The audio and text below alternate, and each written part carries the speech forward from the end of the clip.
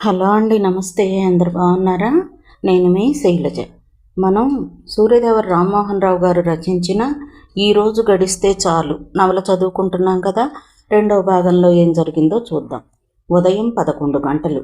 Tarnaka road number 51లో ఉన్న బూడిద రంగు బిల్డింగ్ ముందు కెనటిక్ హోండాను ఆపి మెయిన్ గేట్ వైపు నడిచింది శ్రీవింధ్య.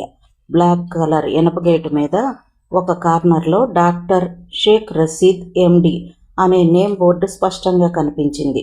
గేటు తీసుకుని లోపలికి నడిచి డ్రాయింగ్ రూమ్లోకి అడుగుపెట్టింది శ్రీవింధ్య. డ్రాయింగ్ రూమ్లో దాదాపు 55 వ్యక్తి తెల్లటి కుర్తా పైజమాలో ఉన్నాడు. ఆయనకు నమస్కరించి తానెవరో చెప్పింది శ్రీవింధ్య. నిన్ను 10 ఏళ్లప్పుడు చూశాను, పెద్దదానివి అయిపోయావు, కమాన్ విత్ మీ అంటూ తన రెసిడెన్సీలో ఆఫీస్ రూమ్లోకి దారి తీశాడు ఆయన. 10 నిమిషాలు గడిచాయి. నువ్వు రావడానికి ముందు విశ్వపతి ఫోన్ చేశాడు. నువ్వు వస్తున్నట్లు చెప్పాడు. నీకేదో ఇన్ఫర్మేషన్ కావాలన్నావట కదా, దేని గురించి? పేపర్ వెయిట్ని చేత్తో తిప్పుతగిన. ఋషిమిత్ర గురించి టక్కున చెప్పిందామె. ఋషిమిత్ర? ఆ మాట అంటూ ఎందుకో ప్రొఫెసర్ రషీద్ శ్రీవింధ్య కళ్ళవైపు సూటిగా చూశాడు. సార్వభౌమారావుకి ఋషిమిత్రకి ఉన్న అద్భుతమైన రిలేషన్ గురించి మీ నాన్న నీకు చెప్పే ఉంటాడు. సడన్గా తండ్రి పోవడంతో షాక్ తిన్నాడు. అతని మెంటల్ కండిషన్ గ్లూమీగా అయిపోయింది. నేను కొన్నాళ్ళు ట్రీట్మెంట్ ఇచ్చాను. ఆర్డినరీ ఫిజిషియన్ నయం చేయగలిగే జబ్బు కాదది. అందుకే మానసిక వైద్యుడైన డాక్టర్ తిరుమలరావుకి కేసు అప్పగించాను చెప్పాడాయన నిర్లిప్తంగా. తిరుమలరావు గారు ఏమంటున్నారు? ఆతృతగా అడిగింది శ్రీవింధ్య.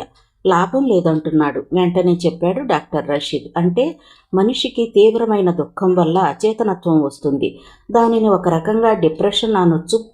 ప్రస్తుతం ఋషిమిత్ర 100% డిప్రెషన్లో ఉన్నాడు. అతని గాయాన్ని కాలమే నయం చేయాలి తప్ప డాక్టర్లు కానీ వ్యక్తులు కానీ ఏమీ చేయలేరని నా అభిప్రాయం. ఆ మాటలకు నిరాశ చెందింది శ్రీవింధ్య. అంటే ఋషిమిత్ర మళ్ళీ మనిషిగా మారడం అసాధ్యమంటారా? అతను బతికుంటే అతను జబ్బు నయం కావడం సాధ్యమో కాదో ఆలోచించవచ్చు. అతను బతుకుతాడా? బతికితే ఎన్నాళ్ళు చెప్పలేం. అదే చెప్పలేనప్పుడు మనిషిగా మారతాడా లేదా అనేది చెప్పడానికి ప్రస్తుతానికి అసాధ్యమే. నువ్వు ఒక పని చెయ్యి, తిరుమలరావుకు ఫోన్ చేసి చెప్తాను, కలుస్తావా?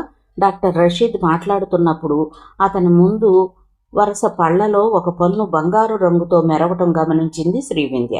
ఈ పాటికి సైకియాట్రిస్ట్ తిరుమలరావు గారికి మా నాన్నగారు ఫోన్ చేసి చెప్పే ఉంటారు అందామె. నేను ఫోన్ చేసి చెప్తాను, ఏమైంది అంటూ ఫోన్ రిసీవర్ అందుకున్నాడు ఆయన. మరో 10 నిమిషాల తర్వాత అక్కడి నుండి బయటపడింది శ్రీవింధ్య. శ్రీవింధ్య ఆ ఇంటి నుండి బయటకు వస్తున్నప్పుడు తీవ్రమైన అసంతృప్తికి లోనైంది. దానికి కారణం ఋషిమిత్ర మళ్ళీ మనిషిగా మారటం అనే విషయం అసాధ్యమని రషీద్ చెప్పటమే. మానసిక వైద్యుడైన తిరుమలరావుకి 45 ఏళ్లుంటాయి. నల్లగా పొడవుగా ఉన్నాడు. పరిచయాలు కుశల ప్రశ్నలు అయ్యాక ఋషిమిత్ర గురించి శ్రీవింధ్య అడిగిన కొన్ని ప్రశ్నలకు జవాబు చెప్పాక టేబుల్ సొరుగులో నుంచి ఒక ఫైల్ను తీసి ఆమె ముందుంచాడు doctor Tirumala Rao. Go through it, case ఏమిటో నీకు అర్థమవుతుంది అన్నాడాయన విచారంగా. శ్రీవింధ్యకు ఆ ఫైలు చదవటానికి సరిగ్గా 15 నిమిషాలు పట్టింది.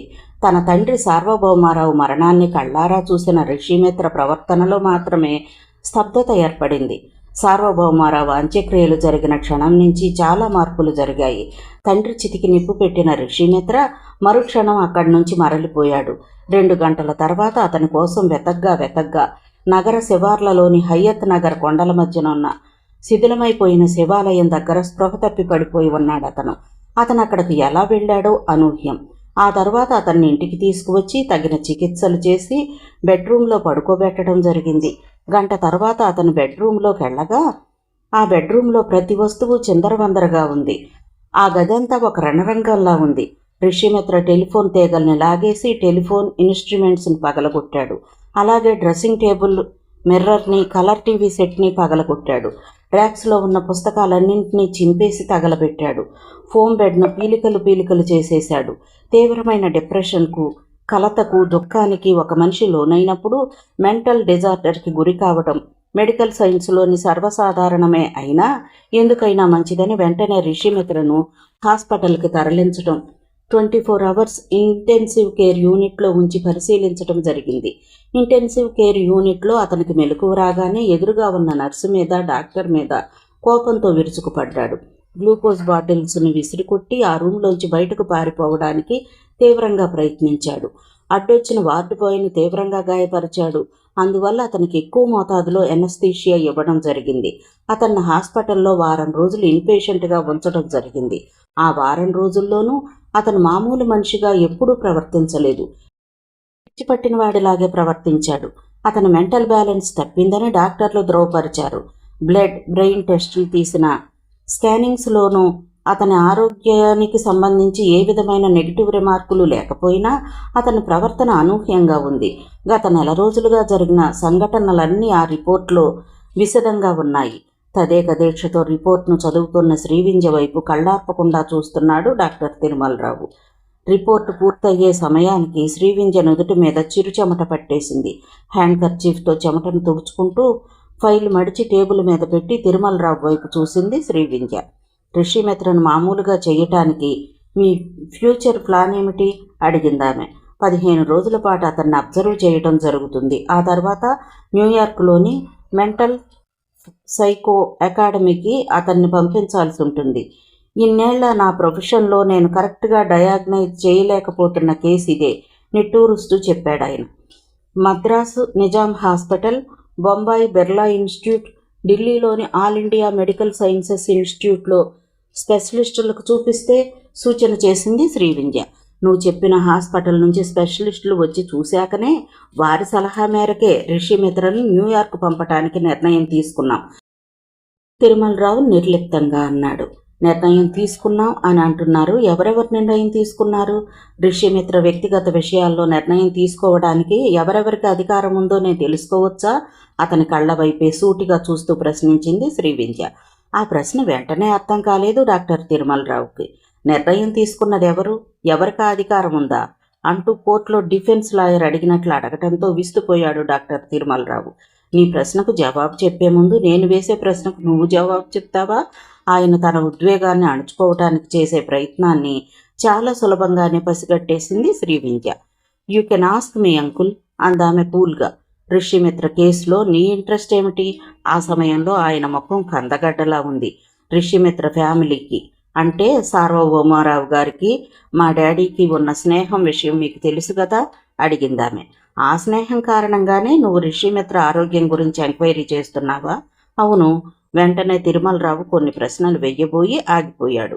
చూడు శ్రీవింజ, రిషిమిత్ర ఆరోగ్యాన్ని చూడటానికి, అతనిని మళ్ళీ మామూలు మనిషిని చేయడానికి మేమున్నాం కదా. అది కాదంకుల్, మీకు కోపం వస్తే సారీ. సార్వభౌమారావు బిజినెస్ ఎంపైర్కి ప్రధాన వారసుడు రిషిమిత్ర. అతను క్షేమంగా ఉండాలని కోరుకోవడంలో తప్పులేదు కదా. లేదు లేదు, తప్పులేదు. చెప్పాను కదా, ఇది పరిస్థితి. మీ డాడీతో అదే విశ్వపతితో చెప్పు అంటూ సీట్లోంచి లేచి నిలబడ్డాడు ఆయన. తనని పరోక్షంగా అక్కడి నుండి వెళ్ళిపోమ్మంటున్నాడని గ్రహించిన శ్రీవింధ్య కూడా లేచి నిలబడింది. Thank you for your cooperation uncle. ప్రస్తుతం రిషిమిత్ర ఎక్కడున్నారో తెలుసుకోవచ్చా అడిగిందామె. ప్రస్తుతం అతనికి సీక్రెట్గా ట్రీట్మెంట్ జరుగుతోంది. ఫ్యామిలీ మెంబర్స్కు తప్ప అతని గురించి ఎవ్వరికీ చెప్పడం జరగదు అయిష్టంగా చెప్పాడు తిరుమలరావు. ఓరకంటితో అతని వైపు అసహనంగా చూసి వెనుదిరిగింది శ్రీవింధ్య. సార్వభౌమారావుకు విశ్వాసపాత్రుడు సార్వభౌమ ఎస్టేట్ జనరల్ మేనేజర్ అరుణాచలం కళ్లద్దాలు సవరించుకుంటూ శ్రీవింధ్య వైపు తేరపార చూశాడు. అరుణాచలం పొట్టిగా తెల్లగా విభూతి పండులా ఉన్నాడు. తానెందుకు వచ్చిందో చెప్పింది శ్రీవింధ్య. నువ్వు నా దగ్గరకు వచ్చే ముందు రషీద్ని తిరుమలరావుని కలిశావా? కలిశాను. వాళ్ళిద్దరినీ నువ్వు కలుస్తున్నట్లు విశ్వపతి నాకు ఫోన్ చేసి చెప్పాడు. రిషిమిత్ర గురించి వాళ్ళేమన్నారు? అరుణాచలం అలా ప్రశ్నించడం ఆశ్చర్యాన్ని కలిగించింది శ్రీవింధ్యకు. తాను తెలుసుకున్న విషయాలను చెప్పిందామె. రిషిమిత్రకి సీక్రెట్గా ట్రీట్మెంట్ జరుగుతోందట, నిజమేనా? ప్రశ్నించింది శ్రీవింధ్య. రషీద్ తిరుమలరావుల సలహా మేరకు రహస్యంగా ట్రీట్మెంట్ జరుపుతున్నమాట వాస్తవమే అన్నాడు అతను. అతన్ని మీరు ఒక పిచ్చివాడి కింద జమకట్టారా? ఆవేశంతో నించింది ఆమె గొంతులో. అతనెందుకో బాధగా కణతలు నొక్కుకున్నాడు. చూడమ్మా, నేను చాలా కన్ఫ్యూజన్ స్టేజ్లో ఉన్నాను. 40 ఏళ్ల పాటు అయితే విశ్వాసపాత్రంగా సార్వభౌమారావు దగ్గర పనిచేశాను, చేస్తున్నాను. కుటుంబంలో కానీ బిజినెస్లో కానీ ప్రతి విషయాన్ని నాతో చర్చించి నిర్ణయం తీసుకునే సార్వభౌమారావు చివరి క్షణాల్లో నా కోసం ఫోన్ చేసినా నేను అందుబాటులో లేకపోయాను. సార్వభౌమారావు ఆశలు ఆశయాలన్నీ నాకు తెలుసు. బిజినెస్ ఎంపైర్కే కాదు, తన ఆశలకు ఆశయాలకు ప్రతినిధిగా వారసుడిగా రిషిమిత్రను తీర్చిదిద్దాడు. అలాంటి రిషిమిత్ర పరిస్థితి అరుణాచలం గొంతులో గాద్గదికత చోటు చేసుకుంది. కొద్ది క్షణాలు ఆగిపోయాడు అతను. ఏమవుతుందోనన్న భయంగా ఉంది అంటూ కొనసాగించాడు అతను. అమృతతుల్యమైన ప్రేమతో తనను పెంచిన తండ్రి మరణం అతన్ని కృంగతీస్తోంది. దానికి స్పెషలిస్టులు డిప్రెషన్ అని పేరు పెట్టారు. ఆ డిప్రెషన్ సూసైడల్ టెండెన్సీలోకి మారొచ్చని స్పెషలిస్టులు అంటున్నారు అన్నాడు ఆయన బాధగా. ఆ మాటతో భయంగా శ్రీవింజ కుర్చీలోంచి ముందుకు వంగింది. సూసైడల్ టెండెన్సీనా?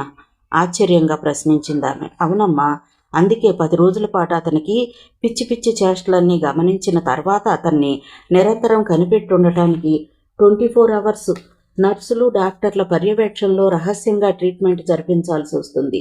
రిషిమిత్రకి రహస్యంగా ట్రీట్మెంట్ జరిపిస్తున్నామని చెప్పిన తిరుమలరావు అందుకు కారణాలను తనతో ఎందుకు చెప్పలేదు?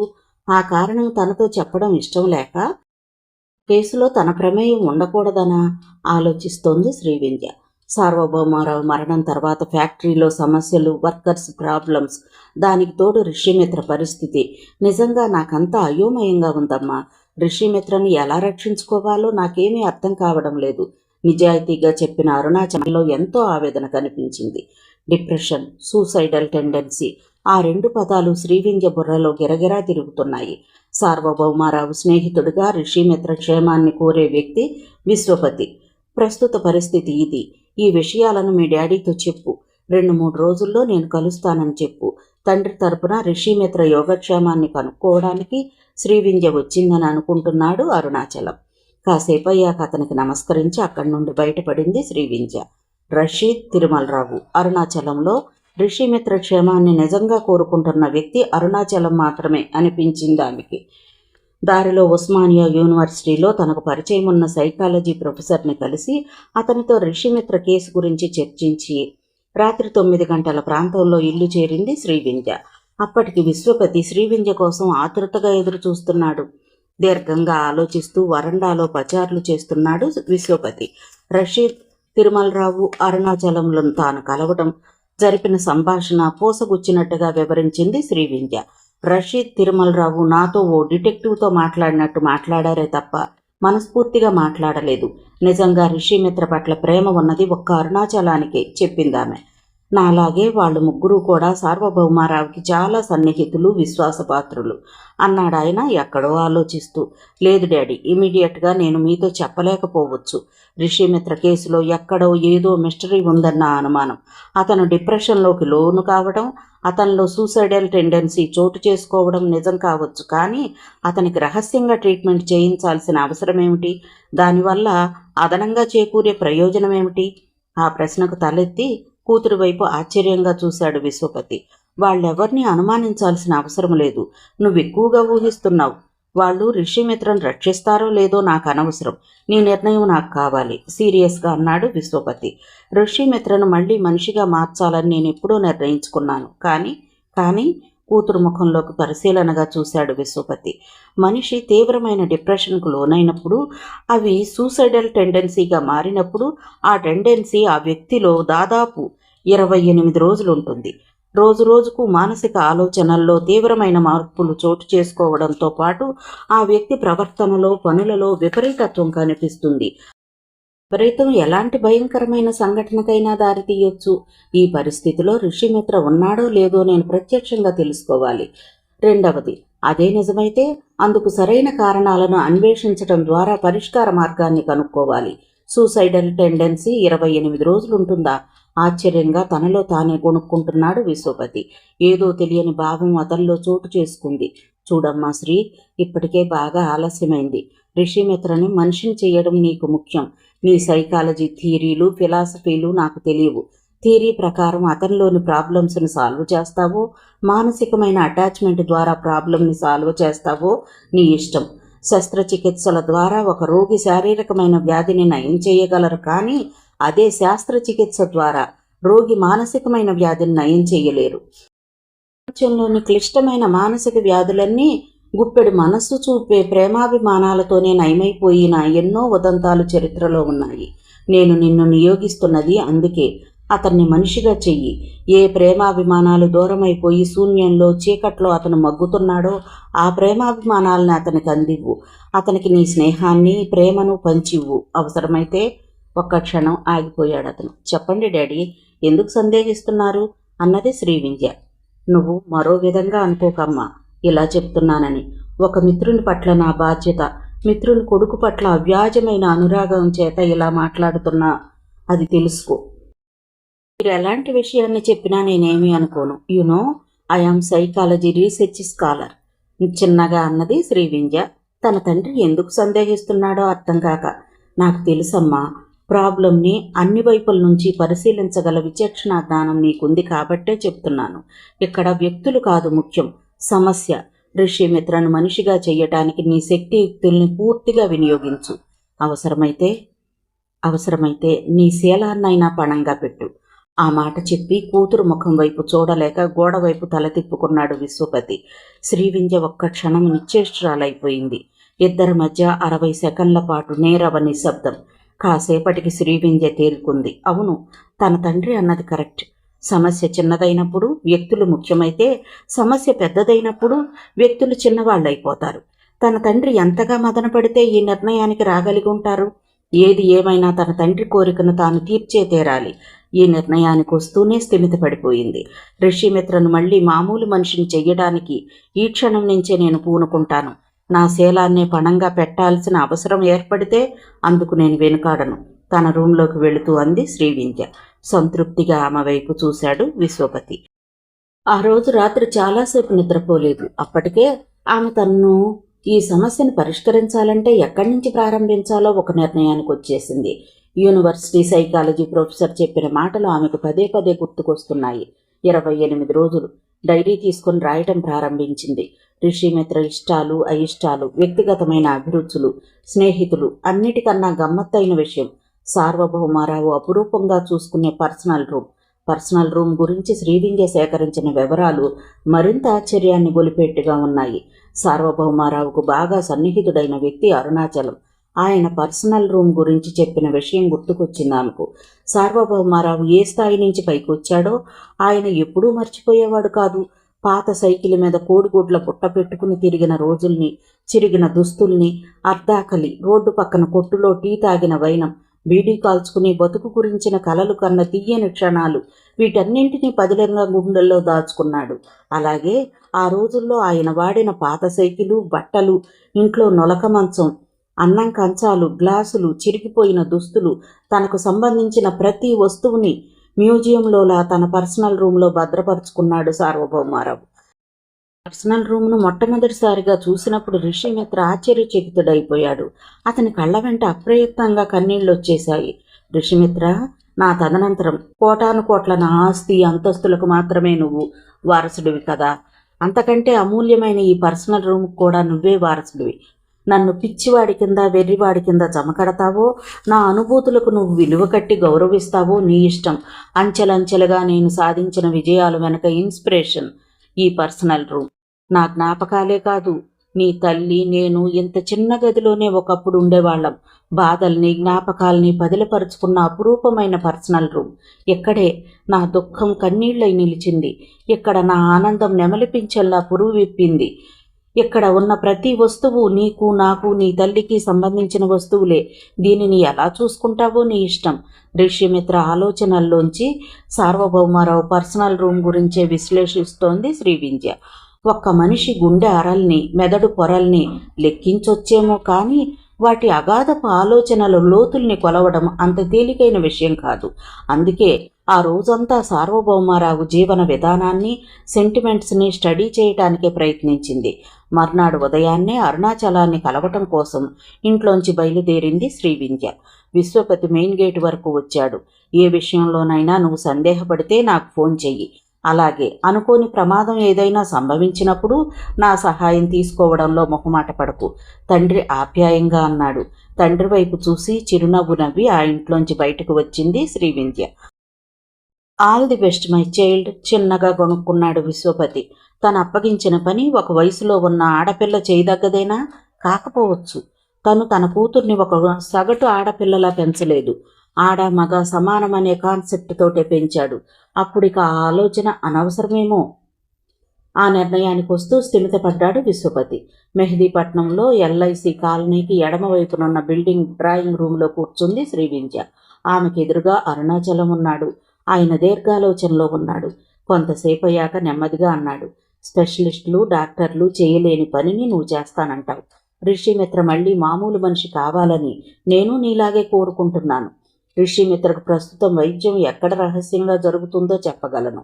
అలాగే సార్వభౌమారావు పర్సనల్ రూమ్ ఎక్కడుందో చెప్పగలను. కానీ నిన్ను నేను అక్కడికి తీసుకెళ్లలేను. ఎందుకంటే సార్వభౌమారావు ఎస్టేట్ నిర్వాహకుల్లో నేను ఒకణ్ణి. నేనే ఫైనల్ అథారిటీ కాదు అన్నాడు అరుణాచలం. మీరు చేయగలిగే సహాయం చెయ్యండి. ఎక్కడా ఎవరికి ఏమాత్రం అనుమానం కలగకుండా నా కర్తవ్యాన్ని నిర్వహిస్తాను అంది శ్రీవింధ్య తనకెదురుగా ఉన్న క్లిష్టమైన దారిని చీల్చుకుని వెళ్లే ప్రయత్నాన్ని చేస్తూ. రిషిమిత్రకు బాగా సన్నిహితుడైన ఫ్రెండ్ ఎవరైనా ఉన్నారా అడిగిందామె. ఒకే ఒక ఫ్రెండ్ ఉన్నాడు. ఎవరతను? విక్రమార్క. విక్రమార్క? భలే విచిత్రంగా ఉందే పేరు. అతను ఏం చేస్తూ ఉంటాడు? అమెరికాలో రిషిమిత్ర ఎంబీఏ చేస్తున్నప్పుడు విక్రమార్క అతని క్లాస్మేట్. సాధారణంగా తండ్రితోనే ఎక్కువ సమయాన్ని గడపటానికి అలవాటు పడ్డ రిషిమిత్ర తండ్రి విదేశాలకు వెళ్ళినప్పుడు మిగతా ప్రత్యేకమైన సందర్భాల్లో మాత్రం విక్రమార్క దగ్గరకు వెళ్ళేవాడు. కూడా 2-3 సార్లు హైదరాబాద్ వచ్చినట్లు గుర్తు. అంటే అతను హైదరాబాద్ వ్యక్తి కాదా? కాడు. ఎక్కడుంటాడు? బొంబాయిలో. ఏం చేస్తుంటాడు? బిజినెస్. అతని అడ్రస్ నాకు ఇవ్వగలరా? అడ్రస్ నాకు తెలీదు, ఫోన్ నంబర్ ఇస్తాను అంటూ లోపలికెళ్ళి ఓ డైరీ తీసుకొచ్చి అందులోంచి ఓ నెంబర్ని పేపర్ మీద రాసి శ్రీవింధ్య చేతికి అందించాడు అరుణాచలం. టెలిఫోన్ నెంబర్ వైపు ఒక్క క్షణం చూసి లేచి నిలబడి, అంకుల్, విక్రమార్కను కలవటానికి బొంబాయి వెళుతున్నాను. మళ్ళీ మిమ్మల్ని కలుస్తాను. తర్వాత మొదట సార్వభౌమారావు గారి పర్సనల్ రూమ్ను చూడాలి అంది శ్రీవింధ్య. కనీసం నీ మూలంగానైనా రిషి మామూలు మనిషి అయితే కొన్ని వేల ఇళ్లలో దీపాలు ఆరిపోకుండా ఉంటాయి. తను లేచి నిలబడుతూ చెప్పారాయన. డ్రాయింగ్ రూమ్లోంచి బయటికెళ్ళి హుషారుగా ముందుకెళ్తున్న శ్రీవింధ్య వైపే ఆలోచనారహితంగా చూశాడు అరుణాచలం. బొంబాయి ఎయిర్పోర్ట్. భుజం మీద హ్యాండ్ బ్యాగ్తో లాంజ్లోంచి బయటకొచ్చి అటు ఇటు చూసి ఎడమ పక్కగా ఉన్న పబ్లిక్ ఫోన్ వైపు నడిచింది శ్రీవింధ్య. కాసేపు అయ్యాక విక్రమార్క నెంబర్కు ఫోన్ చేసింది. ఫోన్ రిసీవర్ని స్వయంగా విక్రమార్క ఎత్తడంతో సంతృప్తిగా ఫీల్ అయింది శ్రీవింధ్య. తానెవరో చెప్పి తానెందుకు వచ్చిందో చెప్పిందామె. రిషిమిత్ర, హౌ ఈజ్ హీ అడిగాడు విక్రమార్క ఫోన్కి ఆ వైపు నుండి. అన్ని విషయాలు మనం కలుసుకున్నప్పుడు చెప్తాను. మీరెక్కడున్నారో అక్కడకు నేను ఎలా రావాలో చెప్తే నేనే వచ్చి మిమ్మల్ని కలుసుకుంటాను. నో నో నో, నా క్లోజ్ ఫ్రెండ్ రిషిమిత్ర ఫ్రెండ్ మీరు. మిమ్మల్ని ఇబ్బంది పెట్టడం నాకు భావ్యం కాదు. మీరు ఎయిర్పోర్ట్ కార్ పార్కింగ్ దగ్గర ఉండండి. 10 నిమిషాల్లో మిమ్మల్ని నేను స్వయంగా రిసీవ్ చేసుకుంటాను చెప్పాడతను ఫోన్కి ఆ వైపు నుండి. ఫోన్ పెట్టేసి కార్ పార్కింగ్ వైపు నడిచింది శ్రీవింధ్య ఉత్సాహంగా. ఫోన్లో విక్రమార్క మాటల ద్వారా అతని వయసు, రూపురేఖలను ఊహించడానికి ప్రయత్నిస్తోంది శ్రీవింధ్య. శత్రుఘ్న సిన్హాలా ఉంటాడేమో అనుకుంది. సరిగ్గా 12 నిమిషాల తర్వాత తన పక్కనే వచ్చి ఆగిన ఫియట్ కారు డ్రైవింగ్ సీట్లో కూర్చున్న వ్యక్తి వైపు చూసి ఆశ్చర్యపోయింది శ్రీవింధ్య. ఐయామ్ విక్రమార్క. శ్రీవింధ్య మీరేననుకుంటున్నాను నవ్వుతూ ఆహ్వానించాడు కారులోకి. శ్రీవింధ్య ఊహించిన దానికి విరుద్ధంగా ఉన్నాడు విక్రమార్క. అనుపమ్ ఖేర్లా ఎర్రగా బట్టతలతో ఉన్నాడు అతను. మిమ్మల్ని చూసి నార్త్ ఇండియన్ అనుకున్నాను. అలా ఉండబట్టే ఇక్కడ బతకగలుగుతున్నాను. అతను నవ్వుతున్నప్పుడు మొహమంతా కుచించుకుపోతున్నట్లు కావడంతో వింతగా కనిపిస్తోంది అతని ముఖం. జుహూ బీచ్ దగ్గర ఉన్న ఓ రెస్టారెంట్లో కూర్చున్నారిద్దరు. రిషిమిత్ర నా కోసం ఈసారి ఏం గిఫ్ట్ పంపాడు? కుర్చీలో సర్దుకుని కూర్చుంటూ అడిగాడు విక్రమార్క. రిషిమిత్ర మీకోసం గిఫ్ట్ పంపడం ఏమిటి? ఆశ్చర్యంగా శ్రీవింధ్య అడగటంతో తెల్లబోయాడు విక్రమార్క. హైదరాబాద్ నుంచి మా ఇద్దరికీ తెలిసిన వాళ్ళెవరొచ్చినా రిషిమిత్ర నాకు గిఫ్ట్ పంపడం అతని హాబీ. ఈ మధ్య ఓ రాత్రిపూట సడన్గా ఫోన్ చేసి ఏవేవో మాట్లాడాడు. తలాతోక లేని మాటలు. అంతలోనే ఫోన్ కట్ అయింది. ఎందుకు అలా చేశాడో నాకు అర్థం కాలేదు. ఆ మాటలతో శ్రీవింధ్య అలర్ట్ అయింది. మీకు రిషిమిత్ర ఫోన్ చేశాడా? రియల్లీ? ఎన్నాళ్ల క్రితం? కుర్చీలోంచి ముందుకు వంగుతూ అడిగింది శ్రీవింధ్య. 1 వీక్ బ్యాక్. వారం రోజుల క్రితమా? ఆ సమాధానం వినగానే మంచు ముక్కల మధ్యన కూర్చున్నట్లుగా అయిపోయింది శ్రీవింధ్య మనస్సు. ఏ అలా అడుగుతున్నారు? వాళ్ళ డాడీ చనిపోయినప్పుడు ఆ వార్త తెలియగానే వెళ్ళాను. తండ్రి మరణం వాణ్ణి బాగా కుంగదీసింది. ఓదార్చి వచ్చాను చెప్పుకుపోతున్నాడు అతను. ఫోన్లో మీతో ఏం మాట్లాడాడో జ్ఞాపకం తెచ్చుకోగలరా అడిగింది శ్రీవింధ్య. విచిత్రంగా చూశాడు ఆమె ముఖంలోకి Vikramarka. Is there anything serious? సీరియస్గా అడిగాడు అతను. Not everything but something serious. Mister Vikramarka, please recollect yourself. ఆ రోజు రిషిమిత్ర మీతో ఏం మాట్లాడారో దయచేసి చెప్పండి అంటూ పోర్టబుల్ టేప్ రికార్డర్ని తీసి రికార్డింగ్ బటన్ ఆన్ చేసి అతనికి దగ్గరలో పెట్టింది శ్రీవింధ్య. గోల్డ్ ఫ్లాకింగ్ ప్యాకెట్లో నుంచి సిగరెట్ తీసి వెలిగించి ఒక పఫ్ లాగి ఓ క్షణం జ్ఞాపకం చేసుకోవడానికి ప్రయత్నించి చెప్పసాగాడు విక్రమార్క. నా కళ్ళ చుట్టూ, నా బెడ్ చుట్టూ డాడీ తిరుగుతున్నట్లుగా, దూరం నుంచి డాడీ నన్ను పిలుస్తున్నట్లుగా ఉంది విక్ర. నాకేం జరుగుతోందో నాకే తెలియటం లేదు. నేను ఏ విషయం గురించి ఆలోచించలేకపోతున్నాను. Run away feeling of something I could not explain. ఈ మాటలే నాతో మాట్లాడి ఫోన్ సడన్గా డిస్కనెక్ట్ చేశాడు రిషిమిత్ర. తర్వాత నేను వెంటనే ఫోన్ చేశాను. ఫోన్ ఎవరూ లిఫ్ట్ చేయలేదు. మర్నాడు నేను మళ్ళీ ఫోన్ చేశాను. ఫోన్లో రిషిమిత్ర గొంతు వినపడగానే నిన్నటి ఫోన్ గురించి అడిగాను. అప్పుడు రిషిమిత్ర దగ్గర నుంచి నాకేం జవాబు వచ్చిందో తెలుసా? ఒక్క క్షణం ఆగి శ్రీవింధ్య కళ్ళల్లోకి చూశాడు విక్రమార్క. చెప్పమన్నట్టు ఆతృతగా చూసిందామె. నిన్న నేను నీకు ఫోన్ చేశానా అని ప్రశ్నించాడు రిషిమిత్ర. అతను నాకు ఫోన్ చేసి అతను నాతో ఏం మాట్లాడాడో చెప్తే ఎందుకో ఒక క్షణం మౌనం వహించాడు. నిన్నంతా నేను ఇంటెన్సివ్ కేర్ యూనిట్లో ఉన్నాను. నా రూమ్లో అసలు ఫోన్ కూడా లేదు. అది రిషిమిత్ర రిప్లై. జరిగిందంతా విన్నాక మరింత ఆశ్చర్యపోయింది శ్రీవింధ్య. తర్వాత నేను 2 సార్లు ఫోన్ చేశాను, కానీ రిషిమిత్ర నాకు దొరకలేదు. ఎప్పటికప్పుడు హైదరాబాద్ వెళదామని అనుకుంటూనే ఉన్నాను. ఏవో బిజినెస్ పనులు చెప్పడం ఆపాడు విక్రమార్క. రిషిమిత్ర మీకు ఫోన్ చేసిన విషయం మర్చిపోయాడంటారా? ప్రశ్నించింది శ్రీవింధ్య. రిషిమిత్రకు మెమరీ పవర్ చాలా ఎక్కువ, అలాగే ఐక్యూ కూడా. జరిగిన సంఘటనకు నా వివరణ ఏమిటంటే సంథింగ్ అన్యూజువల్, మెంటల్ సపరేషన్. మీరు కాకుండా అతనికి ఇంకెవరైనా క్లోజ్ ఫ్రెండ్స్ ఉన్నారా? 2-3 ఉన్నారు, కానీ వాళ్ళు ఇక్కడ లేరు. ఒకరు న్యూయార్క్లో, ఇంకో 2 కెనడాలో అని చెప్పాడు విక్రమార్క. గర్ల్ ఫ్రెండ్స్ అడిగింది శ్రీవింధ్య. ఆ ప్రశ్నకు పెద్దగా నవ్వాడు విక్రమార్క. అమ్మాయిలంటే మావాడు ఆమడ దూరం పరిగెడతాడు. అమెరికాలోనే నేను ప్రేమించి పెళ్లి చేసుకున్నాను. తెలుగు అమ్మాయినే అనుకోండి. ఆ టైంలోనే నువ్వు కూడా ప్రేమించి పెళ్లి చేసుకోమని అతనితో సరదాగా ఓసారన్నాను. ఏమన్నాడు అతను? ఆసక్తిగా అడిగింది శ్రీవింధ్య. ఎవరినైనా నేను ప్రేమించాలంటే మా డాడీ అంగీకారంతోనే అన్నాడు. ఆ మాటకు పెద్దగా నవ్వింది శ్రీవింధ్య. నవ్వుతూనే రిషిమిత్ర సైకాలజీని అర్థం చేసుకునేందుకు మరింతగా ప్రయత్నించింది. బేరర్ 2 కూల్ డ్రింక్స్ తెచ్చిచ్చాడు. తాను బాటిల్ తీసుకుని తాగుతూ రిషిమిత్ర ప్రవర్తనకు సంబంధించిన అనేక ప్రశ్నలు వేసింది శ్రీవింధ్య. అన్నిటికీ ఓపిగ్గా జవాబులు చెప్పాడు విక్రమార్క. 45 నిమిషాలు గడిచాయి. ఓకే విక్రమార్క గారు, థ్యాంక్స్ ఫర్ యువర్ కోఆపరేషన్. నన్ను ఎయిర్పోర్ట్లో డ్రాప్ చేస్తే వెళ్ళిపోతాను. మీరు అసలు బొంబాయి ఎందుకు వచ్చారు? రిషిమిత్ర గురించి ఈ ప్రశ్నలు అడగటానికేనా? ఎంతకీ మా వాడికి ఏమైంది? విక్రమార్క ఒకంత సందేహంగా అడిగాడు. నిజం చెప్పాలో అబద్ధం చెప్పాలో అర్థం కాలేదు ఆమెకు. నాకు తెలుసు మీరు ఎందుకు వచ్చారు. ఎందుకు? మీరు మా వాడిని ప్రేమిస్తున్నారు, అందుకే. అతని మనస్తత్వం ఎలాంటిదో తెలుసుకోవడానికి వచ్చారు, అవునా?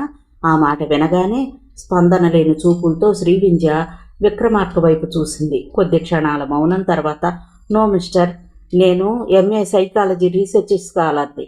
కొంతమంది బిజినెస్ పీపుల్స్ ఇంటర్నల్ బిహేవియర్కు సంబంధించి స్టడీ చేయాలనే వచ్చాను. నేను నమ్మను, ఆమె మాటలను మధ్యలోనే ఖండిస్తూ అన్నాడు. ఎనీహౌ, ఇన్ ఫ్యూచర్లో రిషిమిత్రకు సంబంధించి మీకు నేను ఎలాంటి సహాయాన్నైనా అందించడానికి సిద్ధంగా ఉన్నాను అన్నాడు విక్రమార్క. శ్రీవింధ్య కారులో కూర్చున్నాక అతను డ్రైవింగ్ సీట్లో కూర్చుని కారును స్టార్ట్ చేశాడు విక్రమార్క. ఆ తర్వాత ఆమెను ఎయిర్పోర్ట్లో డ్రాప్ చేసి తిరిగి వెళ్ళిపోయాడు అతను. మర్నాడు ఉదయం 11 గంటలు సార్వభౌమ ఎస్టేట్స్లో అడుగుపెట్టింది శ్రీవింధ్య. నేరుగా estate chief security officer office రూమ్లోకి నడిచింది. ఆ చీఫ్ సెక్యూరిటీ ఆఫీసర్ పేరు జోసెఫ్ విలియం. మీరేదో పత్రిక నుంచి వస్తున్నారని, మీకు కోఆపరేట్ చేయమని అరుణాచలం గారు ఫోన్ చేసి చెప్పారు. ఎంతకీ మీకేం కావాలి? సీట్ ఆఫర్ చేస్తూ అన్నాడు Williams. I am Vani, business India magazine correspondent. ఒక గొప్ప ఇండస్ట్రియలిస్ట్గా సార్వభౌమారావు గారి గురించి ఇప్పటికే అన్ని మ్యాగజైన్స్ కవర్ చేశాయి. మా పత్రిక ఆయన పర్సనల్ లైఫ్ నేపథ్యంలో ఆర్టికల్ ప్రచురించాలనుకుంటోంది. ఆయన పర్సనల్ రూమ్. ఉలిక్కిపడ్డాడు జోసెఫ్ విలియమ్స్. అయితే తనలో రేగిన ఉలికిపాటును కప్పిపుచ్చుకునే ప్రయత్నంలో మాత్రం విఫలమయ్యాడు. అప్పటికే ఆ విషయాన్ని గమనించింది శ్రీవింధ్య. ఇప్పటి వరకు ఈ బిల్డింగ్లోకే మేమెవ్వరినీ అలౌ చేయలేదు. ఇంతకీ అరుణాచలం గారు మీకు రిటర్న్ పర్మిషన్ ఇచ్చారా? ఆయన ఫోన్ చేసి చెప్పారని మీరే అని చెప్పారుగా. అప్పటికే జోసెఫ్ విలియమ్స్ ఆమెను ఊరకంట నిశ్చింతగా పరిశీలిస్తున్నాడు. వీళ్ళతో ఇదో గొడవమ్మా, ఫోన్ చేసి చెప్తారు. రేపేదైనా జరిగితే వాళ్లే మాకు మెమోలు ఇస్తారు. చూడమ్మా, నేను అలౌ చేస్తాను, కానీ ఫోటోలు తీసుకోకూడదు అంటూ సీట్లోంచి లేచి ముందుకు నడిచాడు జోసెఫ్ విలియమ్స్ అయిష్టంగానే. అతన్ని అనుసరించింది ఆమె. సార్వభౌమారావు పర్సనల్ రూమ్ డోర్ తెరిచి ఆమెను లోనికి వెళ్ళమని చెప్పి తాను బయటికి వెళ్ళిపోయాడు విలియమ్స్. పర్సనల్ రూమ్ అంటే సాలార్జింగ్ మ్యూజియంలో ఓ హాల్లా ఉంటుందనుకుంది శ్రీవింధ్య. విశాలమైన బెడ్రూమ్లా ఉందది. లోనికి అడిగిపెట్టిన శ్రీవింధ్యకు పాతకాలపు వాసన ముక్కుపుటాలకు తాకింది ఘాటుగా. ఆ రూంలోని వస్తువులన్నీ ఒక మనిషి నిండు జీవితానికి అద్దం పడుతున్నట్లుగా ఉన్నాయి. సమాజంలో ఎలాంటి మనిషినైనా ఆ మనిషిని నడిపించేది అనుభూతే. ఆ రూమ్ ఎడం పక్కన ఓ కుక్కి మంచం, విరిగిపోయిన పాత కుర్చీ, ఆ పక్కనే కర్ర టేబుల్, వంట పాత్రలు, దూరంగా పాత సైకిల్, ఆ పక్కనే 2 బుట్టలు, ఆరవేయడానికి పెట్టినట్లుగా పాత దుస్తులు, టంకు పెట్టెలు. ఒక్కొక్క వస్తువును ఆశ్చర్యంగా చూస్తూ లోనికెళ్తున్న శ్రీవింధ్య గోడకు వేలాడదీసిన 3 ఫోటోల వైపు తదేకంగా చూస్తూ ఉండిపోయింది. ఒక ఫోటోలో సార్వభౌమారావు 25 ఏళ్ల వయసులోని ఫోటో. రెండో ఫోటోలో పెళ్లైన కొత్తలో సార్వభౌమారావు భార్యతో పాటు తీయించుకున్న ఫోటో. మూడవ ఫోటో చేతిలో నెలల పసికందును ఎత్తుకుని నిలబడ్డ సార్వభౌమారావు భార్య. ఆ నెలల పసికందు రిషిమిత్ర. ఆ ఫోటోల్ని నిశితంగా పరిశీలించాక కొంచెం ముందుకు నడిచిందామె. ఎడమ పక్కగా గ్లాస్ డోర్స్ అల్మరా. ఆ అల్మరాలో చిన్నపిల్లల జోళ్లు, చిన్నపిల్లల బట్టలు, ఆట వస్తువులు. పక్కన వరుసగా వివిధ యాంగిల్స్లో రిషిమిత్ర ఫోటోలు. ఆ ఫోటోల్లో రిషిమిత్ర ముద్దుగా బొద్దుగా బోసి నవ్వులు చిందిస్తూ ఉన్నాడు. ఆ ఫోటోల కింద వరుసగా పెన్నుతో రాసిన కొటేషన్లు చాలా సందేశాత్మకంగా ప్రేమాత్మకంగా ఉన్నాయి. ఒక తండ్రిగా రిషిమిత్రను తానెంత ప్రేమిస్తున్నాడో అన్నదానికి నిదర్శనంగా ఉన్నాయవి.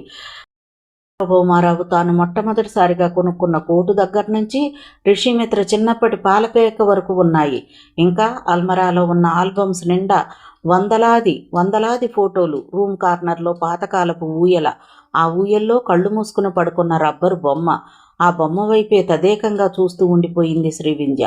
ఆ రూంలోని వస్తువుల్ని భద్రపరచడం వెనక సార్వభౌమారావు మనస్తత్వాన్ని అంచనా వేస్తోందామె. రిషిమిత్రని ఎంత గొప్పగా పెంచాడో, ఎంత ఆత్మలో ఆత్మగా పెంచాడో అన్న పదానికి ప్రతి వస్తువు ఒక సింబల్. నోట మాట రాకుండా నిలబడిపోయిందామె. అటు ఇటు చూసి హ్యాండ్ బ్యాగ్లోంచి కెమెరా తీసి వేగంగా కొన్ని ఫోటోలు తీసుకుంది. విలియం తన వ్యానిటీ బ్యాగ్ని చెక్ చేయకపోబట్టే కెమెరా తనతో ఉండిపోయింది. అది తలుచుకుని ఆమె సంతృప్తిగా ఫీల్ అయింది. మళ్ళీ కెమెరాని హ్యాండ్ బ్యాగ్లో పెట్టేసుకుంది. 30 నిమిషాల తర్వాత ఆ రూమ్లోంచి బయటకు వస్తున్న శ్రీవింధ్య రూమ్ పక్కన నుంచున్న సెక్యూరిటీ గార్డును చూసి కంగారు పడింది. మేడం, రూమ్కి లాక్ వేసేయొచ్చా అడిగాడు అతను. కళ్ళతోనే జవాబు చెప్పి గబగబా మెట్ల వైపు వచ్చేసింది శ్రీవింధ్య. జోసెఫ్ విలియమ్స్తో చెప్పి బయటకు వచ్చాక కానీ ఆమె మనసు కుదుట పడలేదు. ఆటో ఎక్కి కూర్చుంది. అది అక్కడి నుండి కదిలింది వెంటనే. రిషిమిత్రలో ఆకస్మికంగా ఏర్పడిన మార్పుల వెనక కారణాలు కొంతలో కొంత అర్థమవ్వసాగాయి క్రమంగా శ్రీవింధ్యకు. జూపిటర్ హాస్పిటల్ కాంపౌండ్లోకి సర్వమైన కైనటిక్ హోండా మీద దూసుకు వచ్చిన శ్రీవింధ్య వైపు ఎవరో కొత్త వ్యక్తి అన్నట్లుగా ఓరకంట చూసి తన పనిలో తాను నిమగ్నమైపోయాడు సెక్యూరిటీ రూమ్లోని వ్యక్తి. కొండ మీద 5 ఎకరాల విశాలమైన ప్రదేశంలో ఏర్పాటు చేయబడ్డ ఆ స్టార్ హాస్పిటల్కు వచ్చేది ఉన్నత వర్గాల వారే. అందుకే ఆ హాస్పిటల్ కూడా కాస్ట్లీగా కళకళ్లాడుతూ ఉంటుంది. విశాలమైన హాలు. ఆ హాలుకి కుడివైపు రిసెప్షన్, ఎడమవైపున క్యారిడర్, ఆ చివర పై ఫ్లోర్లోకి వెళ్లేందుకు మెట్లు, మెట్ల మీద వెళ్ళలేని వాళ్లకు లిఫ్ట్. ఆ హాస్పిటల్లో మామూలు రూమ్స్ కన్నా స్పెషల్ ఏసీ రూమ్స్ ఎక్కువగా ఉన్నాయి. అక్కడ పనిచేసే కొంతమంది డాక్టర్లకు, మిగతా స్టాఫ్కు హాస్పిటల్ వెనుక క్వార్టర్స్ ఉన్నాయి. కైనటిక్ హోండాని పార్క్ చేసి రిసెప్షన్ కౌంటర్ వైపు నడిచింది Srivindhya. What can I do madam? కౌంటర్లోని రిసెప్షనిస్ట్ చలాకీగా నవ్వుతూ అడిగింది. తనెవరిని కలుసుకోవడానికి వచ్చిందో చెప్పింది శ్రీవిద్య. అయితే మరో 1/2 గంట సేపు వెయిట్ చేయాలి, కూర్చోండి అంటూ విజిటర్స్ రూమ్ని చూపించింది ఆమె.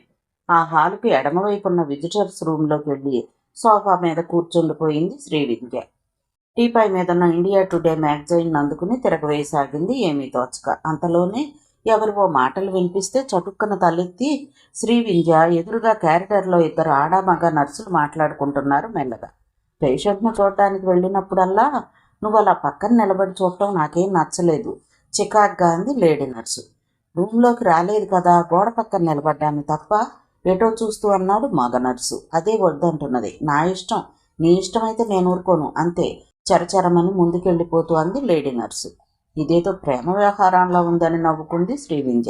నీరు రజా మళ్ళీ ముందుకెళ్ళి లేడీ నర్స్కి అడ్డుగా నిలబడి, ఆ పేషెంట్ రూమ్లో 10 నిమిషాల కన్నా ఎక్కువ ఉండొద్దు, ఎందుకు చెప్తున్నానో అర్థం చేసుకో అన్నాడు అతను తెగ బాధపడిపోతూ. అలాగేలే చికాగ్గా అనేసి ముందుకెళ్ళిపోయింది నీరజ అనే నర్సు.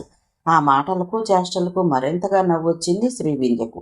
అదే సమయంలో అక్కడికొచ్చిన రిసెప్షనిస్టు వాళ్ళిద్దరిని చూసి నవ్వుకుంటున్న శ్రీవింజ వైపు చూసి, వాళ్ళ ప్రవర్తనకు మీరు నవ్వుకుంటున్నారా అడిగింది. ఆమెను అతను ఇష్టపడుతున్నాడు అనుకుంటాను అంది మెల్లగా శ్రీవింజ. ఇష్టమా పాడా, వాళ్ళిద్దరూ భార్యాభర్తలే అంది రిసెప్షనిస్టు పెద్దగా నవ్వుతూ. భార్యాభర్తలా? మరెందుక పోట్లాట ఆశ్చర్యంగా అడిగింది శ్రీవింజ. 6 నెలల క్రితం అతను ఇక్కడ పేషెంట్గా చేరాడు. తన యోగక్షేమం చూసే నర్సు నీరజను ప్రేమించాడు. ఇద్దరు పెళ్లి చేసుకున్నారు. అతను కూడా ఇక్కడే చేరాడు. నీరజ ఎవరైనా పేషెంట్ రూమ్లో ఎక్కువసేపు ఉంటే అతనికి అనుమానం, ఆ పేషెంట్తో ఎక్కడ ప్రేమలో పడిపోతుందో అని నవ్వుతూ చెప్పింది రిసెప్షనిస్టు. పాపం, అంత అనుమానంతో ఏం సొక్కపడతాడు అంది తను నవ్వుతూ శ్రీవింజ. అలా నవ్వుతున్న శ్రీవింజ వైపే చూస్తూ ఉండిపోయింది రిసెప్షనిస్టు. ఏమిటి నా వైపే అలా చూస్తున్నారు అంది శ్రీవింజ ఒకంత ఆశ్చర్యంగా. మీ నవ్వు చాలా బాగుంటుంది. I like your smile. By the by, my name is Suguna. తనని తాను పరిచయం చేసుకుంది సుగుణ. శ్రీవింజ అని తన పేరు చెప్పింది శ్రీవింజ. Good name. మర్చిపోయాను, డాక్టర్ గారు వచ్చారు, వెళ్ళి కలవండి చెప్పింది ఆమె. ఎలా వచ్చారు, నేను చూడనే లేదు లేచి నిలబడుతూ అంది ఆమె. స్టాఫ్ క్వార్టర్స్ నుంచి హాస్పిటల్లోకి రావడానికి బ్యాక్ సైడ్ ఇంకో గేట్ ఉంది, ఫస్ట్ ఫ్లోర్లోకి వెళ్ళండి అంది సుగుణ. థ్యాంక్ యూ చెప్పి మెట్లెక్కింది Srivinja. Doctor Mrunmayi, consultant psychiatrist. Name plate వైపు చూసి రూమ్లోకి అడుగు పెట్టింది శ్రీవింజ. లోపల పెద్ద టేబుల్ ముందు కూర్చొని ఉంది డాక్టర్ మృణ్మయ. ఆమెకు 40 ఏళ్ళు ఉంటాయి. జుట్టు అక్కడక్కడా నెరవడం వల్ల వింతగా మెరుస్తోంది. నీ గురించి మా అమ్మాయి వైజాగ్ నుంచి ఫోన్ చేసి చెప్పింది. వైజాగ్లో మా అమ్మాయి రూమ్మేట్ వాట కదా, మధ్యలో చదివేందుకు మానేశావు ప్రశ్నించింది డాక్టర్ మృణ్మయ. ఆమె అడిగిన వాటికి కావాలనే వేరే సమాధానాలు చెప్పింది శ్రీవింజ. ఇంతకీ ఏం పని మీద వచ్చావు? నేను పెద్ద పనిని భుజాల మీద వేసుకున్నాను, అందుకు మీ సహకారం కావాలి చెప్పింది శ్రీవింజ. చెప్పు. ఋషిమిత్ర పేరు విన్నారా మీరు ప్రశ్నించింది శ్రీవింజ. ఋషిమిత్ర? లేదే, ఎవరతను, ఏమిటి ప్రాబ్లం ఆశ్చర్యపోయింది డాక్టర్. అతను ఈ హాస్పిటల్లో రహస్యంగా ట్రీట్ చేయబడుతున్నాడు. ఆ విషయం మీకు తెలుసా అడిగింది శ్రీవింజ. రహస్యంగా ట్రీట్మెంట్ చేస్తున్నారా? Impossible. No doctor, it's true. See miss Srivinja, I am one of the senior doctor here. మా హాస్పిటల్లో ఒక పేషెంట్ రహస్యంగా ట్రీట్ చేయబడుతున్నాడనే విషయం అవాస్తవం. నీకెవరు చెప్పారో? It's not true. ఇంతకీ ఋషిమిత్ర ఎవరు అడిగిందామె. మీరు నాకు పూర్తిగా కోఆపరేట్ చేస్తానంటే ఋషిమిత్ర ఎవరో చెప్తాను అంది డాక్టర్ మృణ్మయ కళ్ళ వైపు చూస్తూ శ్రీవింజ. చెప్తాను, చెప్పు అన్నదామె. శ్రీవింజ గొంతు సవరించుకుని చెప్పడం మొదలుపెట్టింది. 20 నిమిషాలు గడిచాయి. జరిగిన కథంతా చెప్పి గ్లాసులోని నీళ్లు తాగి ఖాళీ గ్లాసును టేబుల్ మీద పెట్టింది శ్రీవింజ. అటువంటి పేషెంట్ గురించి నాకు తెలియకుండా ఉండదే. ఏదేమైనా ఆ ఋషిమిత్ర అనే పేషెంట్ ఈ హాస్పిటల్లో మాత్రం లేడు, మరెక్కడో ఉండి ట్రీట్మెంట్ తీసుకుంటూ ఉండొచ్చు అంటూ ఆశ్చర్యంలో పడిపోయింది డాక్టర్ మృణ్మయ. ఋషిమిత్రను నేను మనిషిని చెయ్యాలి, చేస్తాను. సార్వభౌమారావు ఇండస్ట్రీస్కు చెందిన కొంతమంది వ్యక్తులకు బాగా సన్నిహితులైన స్పెషలిస్టుల ఆధ్వర్యంలో ప్రస్తుతం ఋషిమిత్ర రహస్యంగా ట్రీట్మెంట్ పొందుతున్నాడు. ఆ స్పెషలిస్టులు ఎవరో తెలుసుకుంటే ఋషిమిత్ర ఎక్కడున్నాడో తెలిసిపోతుంది. రహస్యంగా ఋషిమిత్ర ట్రీట్మెంట్ ఎందుకు చేయిస్తున్నారు? ట్రీట్మెంట్కి దాపరికం ఎందుకు? కీలకమైన ప్రశ్నను వేసింది డాక్టర్ మృణ్మయ. అదే నాకు ఆశ్చర్యంగా ఉంది.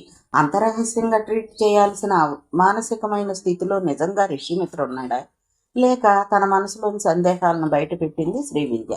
సార్వభౌమారావు ఇండస్ట్రీస్కు చెందిన డాక్టర్ పేరేంటి అడిగింది డాక్టర్. డాక్టర్ రషీద్. వెంటనే జవాబు చెప్పింది శ్రీవింజ. డాక్టర్ రషీద్ ప్రమేయంతోనే ఋషిమిత్ర ఈ హాస్పిటల్లో జాయిన్ అయి ఉంటాడు, అవునా? ఎస్ డాక్టర్ చెప్పిందామె. డాక్టర్ రషీద్కి ఇక్కడ స్పెషలిస్టులతో బాగా పరిచయం ఉండే ఉంటుంది. ఆ వ్యక్తులు ఎవరో తెలుసుకోవాలి, అవునా? ఎస్ డాక్టర్ ఉత్సాహంగా అంది శ్రీవింజ. వెంటనే డాక్టర్ మృణ్మయ పర్సనల్ డిపార్ట్మెంట్కి ఫోన్ చేసి తనకేం కావాలో చెప్పింది. మరో 5 నిమిషాల్లో ఓ ఫైలు ఆమె టేబుల్ మీదకి వచ్చింది. అది హాస్పిటల్స్లో పనిచేసే స్పెషలిస్టుల ప్రొఫెసర్స్, కన్సల్టెంట్స్ లిస్టు. దాదాపు 50 మంది ఉన్నారు. ఒక్కొక్క పేరును వివరంగా చూస్తోంది. అందులో 5 పేర్లను ప్యాడ్ మీద రాసింది. Doctor Mrunmaya, professor Javaluddin, doctor Makhdoom, professor Shamshad Begum, professor Ansar Khan, doctor Mumtaz. ఈ 5గురిలో ఎవరో ఒకరికి డాక్టర్ రషీద్తో పరిచయం ఉండాలి. ఆ డాక్టర్ ఎవరనేది ఎలా తెలుస్తుంది? డైరెక్ట్గా అడగలేం. అడిగినా ప్రయోజనం ఉంటుందని నేను అనుకోను. ఎవరో తెలుసుకుంటే నువ్వెక్కడి నుంచి పని ప్రారంభించాలో తెలుస్తుంది. కానీ ఎలా తెలుసుకోవడం? వీళ్ల ఫోన్ల మీద నిఘా వేస్తే సలహా ఇచ్చింది శ్రీవింధ్య. Good idea. బట్ నిఘాల వ్యవహారం ఎవరికైనా తెలిస్తే అనుమానాన్ని వ్యక్తం చేసింది డాక్టర్ మృణ్మయ. మరో నిమిషంలో టెలిఫోన్ రిసీవర్ను అందుకుని రిసెప్షనిస్ట్కు ఫోన్ చేసింది. 2 నిమిషాల్లో రిసెప్షనిస్టు డాక్టర్ మృణ్మయ రూంలోకి వచ్చింది. సుగుణ, నువ్వు నాకు చిన్న సహాయం చేసి పెట్టాలి అంటూ ఆ పనేమిటో చెప్పింది డాక్టర్ మృణ్మయ. డిటెక్షన్ వర్కా అంది సుగుణ ఉత్సాహంగా. By she is Srivindhya. పరిచయం చేయబోయింది. మా పరిచయాలు ఎప్పుడూ అయిపోయాయి నవ్వుతూ అంది సుగుణ. అంత రహస్యంగా జరగాలి. ఎవరికి ఎక్కడా ఏ విధమైన అనుమానం రాకూడదు. ఈ క్షణం నుంచి శ్రీవింధ్య నీతోనే ఉంటుంది. ఓకేనా? Okay madam. శ్రీవింధ్య, నువ్వు సుగుణతో వెళ్ళు. నా డ్యూటీ అయిపోయాక నేను నిన్ను కలుస్తాను. బై సెక్యూరిటీ వాళ్ళు ఎవరైనా నీ గురించి అడిగితే ట్రైనీ నర్సునని చెప్పు. మిగతాది నేను చూసుకుంటాను. డాక్టర్ మృణ్మయకు మరోసారి థ్యాంక్స్ చెప్పి సుగుణ వెనుక బయలుదేరింది శ్రీవింధ్య. రిసెప్షన్ కౌంటర్లో సుగుణ కూర్చోగా దానికి కొంచెం దూరంలో ఉన్న రెస్ట్ రూమ్లో ఫోన్ పక్కన కూర్చుంది శ్రీవిద్య. 2 గంటలు గడిచాయి. వాళ్ళు ఆశించిన విధంగా ఏ ఫోను రాలేదు. మధ్యలో తనకు కావలసిన వివరాలను సుగుణ ద్వారా రాబట్టుకుంది శ్రీవిద్య. జూపిటర్ హాస్పిటల్స్ ఫౌండర్స్ అమెరికాలో ఉంటారు. వాళ్ళు ఇండియాలో తమకు చెందిన 10 మంది వ్యక్తుల్ని మేనేజింగ్ కమిటీగా వేసి దేశంలో ఇలాంటి హాస్పిటల్స్ని ఎస్టాబ్లిష్ చేశారు. హైదరాబాద్లో కాకుండా బెంగళూరు, బొంబాయి, ఢిల్లీ, భువనేశ్వర్, విశాఖపట్నాల్లో కూడా జూపిటర్ హాస్పిటల్స్ ఉన్నాయి. ప్రస్తుతం ఈ Jupiter hospitals chairman doctor Mukundan Malaviya ఢిల్లీలో ఉంటారు. మిగతా సభ్యుల్లో 2 మాత్రమే హైదరాబాద్లో ఉంటారు. రిషిమిత్రకు రహస్యంగా ట్రీట్మెంట్ జరగటం వెనుక ఏదో ఒక గూడుపుటాణి జరుగుతుందని పూర్తిగా నమ్ముతోంది శ్రీవింధ్య. ఆ గూడుపుటాణి నిజమేనా? అయితే ఎందుకు జరుగుతోంది? ఏ పర్పస్ కోసం? ఎవరి ఆధ్వర్యంలో జరుగుతుంది? ఆ వ్యక్తుల లక్ష్యం ఏంటి? ఏం సాధించాలని? రిషిమిత్రకు శత్రువులు ఎవరైనా ఉన్నారా? రిషిమిత్రను ఎలాగైనా కనుక్కోవాలన్న ధీమాతో ఉన్న శ్రీవింధ్యకు తెలియని ఏకైక విషయం ఒకటి ఉంది. తాను భయంకరమైన పద్మవ్యూహంలోకి అడుగు పెడుతున్నానని, కారణంగా దారుణమైన మారణకాండకు అంకురార్పణ జరగబోతోందని. మరో 3 గంటలు గడిచాయి. లంచ్ బ్రేక్ అయ్యాక అరగంట గడిచింది. రిసెప్షన్ కౌంటర్లో ఫోను మోగ్గానే టక్కున రిసీవర్ అందుకుంది సుగుణ. Jupiter hospital. ఎవరు సుగుణ? ఆ గొంతును వెంటనే గుర్తుపట్టింది సుగుణ. మేడం, నేను. ఎవరు కావాలి మేడం? ఆ గొంతు డాక్టర్ ముంతాజ్ది. మేల్ నర్స్ వీరభద్రానికి కనెక్షన్ ఇస్తావా? Yes doctor. 2వ రోజుగా మీరు కనిపించటం లేదు, చనువుగా అడిగింది సుగుణ. సిక్ లీవ్లో ఉన్నాను. ఓకే డాక్టర్, వీరభద్రానికి లైన్ ఇస్తున్నాను. 1st ఫ్లోర్కి లైన్ ఇచ్చి రిసీవర్ని చెవి దగ్గరగా పెట్టుకుంది సుగుణ. వీరభద్రం లైన్లోకి వచ్చాడు. నేనే. ఆ మెడిసిన్స్ ఏవయ్యా? హాస్పిటల్లో స్టాక్ లేదు మేడం. ఆ విషయం నాతో చెప్పొచ్చుగా. వీరభద్రం సమాధానం చెప్పలేక ఏదో గొణిగాడు. నువ్వు అర్జెంటుగా మా ఇంటికి రా. ఫోన్ కట్ అయింది. ఆ సంభాషణ వింటున్న శ్రీవింధ్య రిసీవర్ పెట్టేసి సుగుణ దగ్గరకు వచ్చింది. ఏ చిన్న విషయాన్ని వదిలే స్థితిలో లేదాను. కాదు, నాకేదో అనుమానంగా ఉంది. డాక్టర్ ముంతాజ్కి వీరభద్రానికి మధ్య మెడిసిన్ లింక్ ఏమిటి? ఎందుకు? అడిగింది శ్రీవింధ్య. డాక్టర్ ముంతాజ్ ట్రీట్ చేసే పేషెంట్ కోసం వీరభద్రం ద్వారా మందులు తెప్పించుకోవచ్చుగా. అయినా డౌట్ అంటూ వచ్చాక క్లారిఫై చేసుకోవడమే మంచిది. పోనీ స్టోర్స్లో ఎంక్వైరీ చేస్తే? ఉత్సాహంగా అంది సుగుణ. 2 నిమిషాల తర్వాత స్టోర్స్ మేనేజింగ్ రూమ్లో ఉన్నారు శ్రీవింధ్య, సుగుణ. చెప్పండి అన్నాడు store incharge. Mumtaz madam phone చేశారు. ఏవో మెడిసిన్స్ కావాలని. వీరభద్రాన్ని పంపారట కదా. ఆ మెడిసిన్స్ ఆమెకు రాలేదట. మిమ్మల్ని కనుక్కొని చెప్పమన్నారు. స్టోర్స్ మేనేజర్ విచిత్రంగా ఎగాదిగా చూశాడా ఇద్దరి వైపు. ఆశ్చర్యంగా చూశాడే తప్ప అనుమానంగా కాదు. అతనికి అనుమానమే వచ్చుంటే కథ ఇక్కడ మరో మలుపు తిరిగి ఉండేది. అప్పుడు శ్రీవింధ్య మరింత ప్రమాదంలో కూరుకుపోయేది. ఉన్న ట్యాబ్లెట్స్ ఇచ్చాను. స్టాక్ బొంబాయి నుంచి రావాలి. ఒక పేషెంట్కి ఇన్ని ట్యాబ్లెట్స్ ఎందుకో నాకు అర్థం కావడం లేదు విసుక్కుంటూ అన్నాడు అతను. ఏమిటా ట్యాబ్లెట్స్? ఏవో సెడేటివ్ ట్యాబ్లెట్స్. ఏం పేరు? చెప్పాడు అతను. ఆ ట్యాబ్లెట్స్ పర్పస్ ఏంటి? నాకేం తెలుస్తుంది? చిరాకు పడ్డాడు అతను. స్టోర్ రూమ్లోంచి బయటకు వచ్చాక ఇప్పుడే వస్తానుండు అని చెప్పి శ్రీవింధ్య హాస్పిటల్ బయటికెళ్ళి కిలోమీటర్ దూరంలో ఉన్న ఓ మెడికల్ షాప్లోకి ప్రవేశించింది. తనకేం కావాలో కౌంటర్లోని వ్యక్తిని అడిగింది శ్రీవింధ్య. ట్యాబ్లెట్స్ హైదరాబాద్లో దొరకవు, బొంబాయిలో మద్రాసులో మాత్రమే దొరుకుతాయి చెప్పాడు అతను. చాలా ఖరీదా అడిగిందామె. అవును, ఒక ట్యాబ్లెట్ కాస్ట్ 500 రూపీస్. అది వింటూనే షాక్ తిన్నది శ్రీవింజ. అయినా వెంటనే తేరుకుంది. దేనికి వాడతారు వాటిని? కాళ్ళు చేతులు చచ్చుబడిపోయిన వ్యక్తులకు. ఎన్ని వాడాలి? నెలకొక్కటి. ఎక్కువ వాడితే? చిన్న ప్రకంపనకు లోనవుతూ అడిగింది శ్రీవింజ. నెగిటివ్ ఎఫెక్ట్స్ వస్తాయి. కాళ్ళు చేతులు పూర్తిగా చచ్చుబడిపోతాయి. నర్వస్ సిస్టమ్ పూర్తిగా దెబ్బతింటుంది. బ్రెయిన్లో ఆపరేషన్స్ ఆగిపోతాయి. అది వింటూనే శ్రీవింజ భయపడిపోయింది. నెలకు ఒకటి చొప్పున, అంటే సంవత్సరానికి 12 సరిపోతాయి. ఒక పేషెంట్కి ఇన్ని ట్యాబ్లెట్స్ ఎందుకని హాస్పిటల్ స్టోర్స్ ఇన్ఛార్జి అడిగిన విషయం చొప్పున ఆమె గుర్తొచ్చింది. ఎక్కువ వాడుతూ రిషిమిత్రకు హాని చేస్తున్నారా? ఆ ఆలోచన వస్తూనే శ్రీవింజ చిన్నగా వణికిపోయింది. థ్యాంక్స్ చెప్పి అక్కడి నుండి బయటపడింది ఆమె. ఆ టాబ్లెట్స్ రిషిమిత్రకే వాడుతున్నారా? అందుకే డాక్టర్ ముంతాజ్ వాటిని తెప్పిస్తోందా? చిన్న అనుమానం. శ్రీవింజ హాస్పిటల్ మెట్లెక్కుతున్నప్పుడే హాస్పిటల్లోంచి బయటికి వెళుతూ కనిపించాడు మేల్ నర్స్ వీరభద్రం. ఏమైంది? ఎక్కడికి వెళ్ళారు? అడిగింది సుగుణ. ఆతృతగా చెప్పింది శ్రీవింజ. ఇప్పుడే బయటికి వెళ్ళాడు. బహుశా డాక్టర్ ముంతాజ్ రెసిడెన్సీకి అనుకుంటా. ముంతాజ్ రెసిడెన్సీ ఎక్కడా? అడిగిందామె. హాస్పిటల్ బ్యాక్ సైడ్నా? Quarters number 36. నేను వెళ్తానంటూ గబగబా పరుగు తీసింది శ్రీవింజ. హాస్పిటల్ వెనుక క్వార్టర్స్ బూడిద రంగులో చక్కగా మెరుస్తున్నాయి. పరిసరాలన్నీ పూల మొక్కలతో క్రోటన్స్తో నిండిపోయి ఉన్నాయి. క్వార్టర్ నంబర్ 36 ముందు ఆగి గేటు తెరుచుకుని లోనికి అడుగుపెట్టింది శ్రీవింజ. పోర్టికో దాటి నిశ్శబ్దంగా ఉన్న హాల్లోకి వెళ్ళింది. అటు ఇటు చూసింది. మేడ మీద నుంచి మాటలు వినిపిస్తూ ఉండటంతో శబ్దం రాకుండా పైకెక్కింది. కిటికీ పక్కన నిలబడింది. ఆ టాబ్లెట్స్ కోసం నాకు విశాఖపట్నం నుంచి ఫోన్ల మీద ఫోన్లు. పెద్దవాళ్లతో వ్యవహారం ఇది. మన హాస్పిటల్లో ఆ టాబ్లెట్స్ లేకపోతే వెంటనే నాకు చెప్పాలి. ఇదిగో డబల్ రేట్ ఇచ్చి ఎక్కడో సంపాదించాను 10 టాబ్లెట్స్. వీటిని జాగ్రత్తగా విశాఖపట్నం పట్టుకెళ్ళు. ఈ టాబ్లెట్స్ ఎవరికి ఇవ్వాలో తెలుసు కదా? తెలుసు మేడం, నెమ్మదిగా అన్నాడు వీరభద్రం. ఆ టాబ్లెట్స్ అందగానే ఆ వ్యక్తి చేత నాకు ఫోన్ చేయించు, తెలిసిందా? శాసిస్తున్నట్లుగా అంది డాక్టర్ ముంతాజ్. Yes madam. ఇదిగో ఈ డబ్బు నీ ఖర్చులకు. సాయంత్రమే బయలుదేరు. ఆ సంభాషణ అంతా విన్న శ్రీవింజ నుంచి బయటకు వచ్చేసింది. అప్పటికే ఆమెలో ఉన్న అనుమానం మరికొంత బలపడింది. అయినా అక్కడి నుంచి కదలకుండా వీరభద్రాన్ని పరిశీలించాలనుకుని అక్కడే ఉండిపోయింది శ్రీవింజ. మరికొద్ది క్షణాల్లో వీరభద్రం డాక్టర్ ముంతాజ్ క్వార్టర్స్ నుంచి బయటకు వచ్చి ఏదో తప్పు చేస్తున్న వాడిలా అటు ఇటు చూసి ఎవరూ లేరని నిర్ధారించుకుని వేగంగా హాస్పిటల్ బిల్డింగ్ కేసి సాగిపోయాడు. శ్రీవింజలో నాటుకున్న అనుమానం మరికొంత బలపడింది. ఒకవేళ రిషిమిత్రకు విశాఖలో ట్రీట్మెంట్ జరుగుతుందా? అదే నిజమనుకున్నా అంత దూరం తీసుకెళ్లేందుకు ట్రీట్మెంట్ ఇవ్వాలి? ఏది ఏమైనా రిషిమిత్రకు విశాఖలో ట్రీట్మెంట్ జరుగుతోందని భావించకపోతే పరిశోధనలో ముందుకెళ్లటం కష్టం. ప్రస్తుతానికి రిషిమిత్ర విశాఖలోనే ఉన్నట్లుగా ఒక నిర్ణయానికి వచ్చేసింది శ్రీవింజ. డాక్టర్ మృణ్మయ రూమ్లో ఆమెకు ఎదురుగా కూర్చుంది శ్రీవింజ. డాక్టర్ ముంతాజ్ వీరభద్రం ద్వారా ఆ ప్రమాదకరమైన ట్యాబ్లెట్స్ని వైజాగ్ పంపిస్తోంది. అది ప్రమాదకరమైన డోసులో. ఆశ్చర్యంగా ఉందే అంది డాక్టర్ మృణ్మయ. నా అనుమానం రిషిమిత్ర విశాఖలో రహస్యంగా ట్రీట్మెంట్ పొందుతున్నాడని స్థిరంగా అంది శ్రీవింజ.